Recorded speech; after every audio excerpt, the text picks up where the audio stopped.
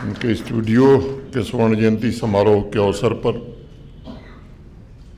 आयोजित की गई इस कला प्रदर्शनी को मैं उनके जीवन का एक अत्यंत महत्वपूर्ण पड़ाव मानता हूं, जो व्यक्तिगत रूप से सिर्फ उनके लिए नहीं बल्कि कला प्रेमियों के लिए भी एक बड़ा उत्सव, आत्मचिंतन और नई शुरुआत के प्रारंभ का महत्वपूर्ण दिन साबित हो सकता है।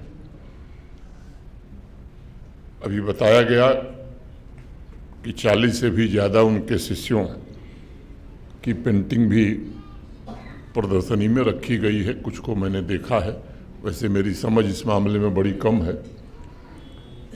मैं उन्हें भी अपनी शुभकामनाएं देता हूं। सुनने और बोलने में सक्षम न होने के बावजूद उन्होंने कला में अपनी सक्षमता और सामर्थ्य के माध्यम से वैश्विक समाज से संवाद साधा और उनकी एकल तथा समूह प्रदर्शनियां लगभग 2 दर्जन आर्ट कैंप तथा 1 दर्जन से अधिक अवार्ड उनकी रचनात्मकता, आत्म अभिव्यक्ति और सांस्कृतिक प्रमोशन की उनकी प्रतिबद्धता का प्रतीक है, ऐसा हम सब मानते हैं।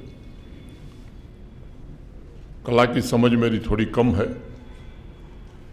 साहित्य में मेरी रुचि है, लेकिन मुझे लगता है कि कला को समाज की प्रगति का एक महत्वपूर्ण पड़ाव मानना किसी भी संवेदनशील इंसान के लिए बड़ा आवश्यक है।